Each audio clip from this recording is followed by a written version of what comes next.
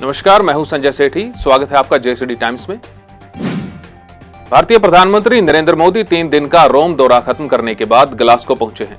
यहां वो cops 26 summit में शामिल होंगे और ब्रिटेन के प्रधानमंत्री बोरिस जॉनसन के साथ द्विपक्षीय बातचीत करेंगे।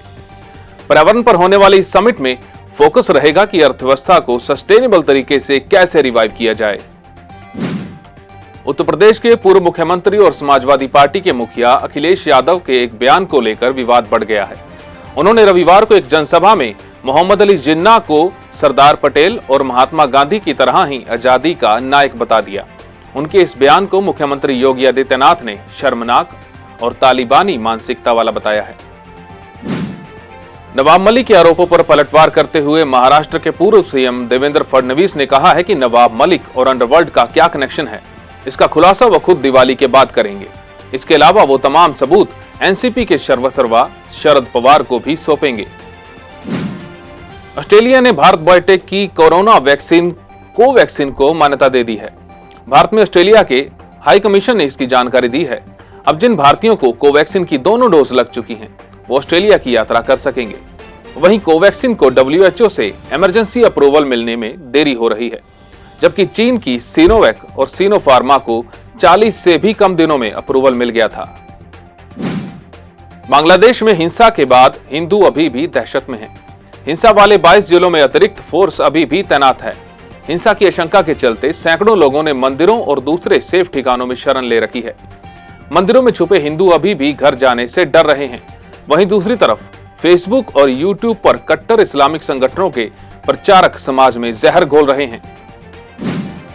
5 साल से पर्दे के पीछे रहकर अपने आतंकी संगठन को ताकतवर बना रहा तालिबानी सुप्रीम लीडर मुल्ला हैबतुल्ला अखुंदाजा पहली बार दुनिया के सामने आया है। तालिबान ने अगस्त में काबुल पर कब्जा कर लेने के बाद भी अब तक अखुंदाजा दुनिया के सामने नहीं आया था। इस बीच उसकी मौत की भी खबरें आ रही थी, लेकिन अब इन तमाम खबरों पर विराम लग गया है।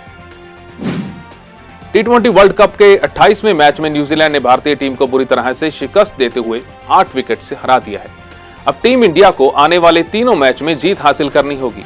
अगर ऐसा होता है तो भारत के 6 अंक होंगे।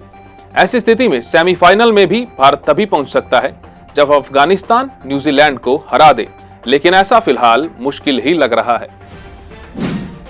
जेसीडी सिरसा में हरियाणा दिवस समारोह बड़े ही हर्षोल्लास और उत्साहपूर्वक मनाया गया।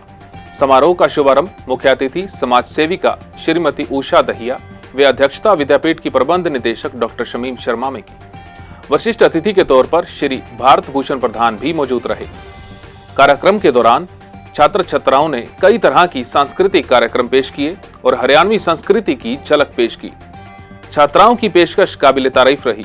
इसके साथ ही अच्छा प्रदर्शन करने वाले छात्रों को पुरस्कार भी दिए गए। इस मौके पर कार्यक्रम के संयोजक doctor Anupama Setia, जेसीडी dental college के निदेशक डॉक्टर राजेश्वर चावला, जेसीडी विद्यापीठ के अन्य कॉलेजों के प्राचार्य व कुल सचिव सुधांशु गुप्ता भी मौजूद रहे। अब बात करते हैं इतिहास की। आज के दिन यानी 1 नवंबर का इतिहास भारत के लिए बहुत महत्व रखता है। इस दिन वर्षों पहले देश के कई राज्यों की भाषा के आधार पर पुनर्गठन करने का फैसला किया गया। 1 नवंबर के दिन साल 1956 से लेकर 2000 तक भारत के 6 अलग अलग राज्यों का जन्म हुआ। इनमें मध्य प्रदेश, छत्तीसगढ़, पंजाब, हरियाणा, कर्नाटक और केरल शामिल हैं।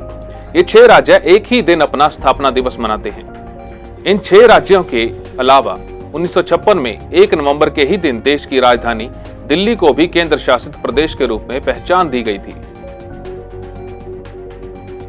आज ही के दिन 1858 भारत का शासन ईस्ट इंडिया कंपनी से ब्रिटेन के शासन के पास चला गया। गवर्नर जनरल की जगह अब वायसराय की नियुक्ति की जाने लगी।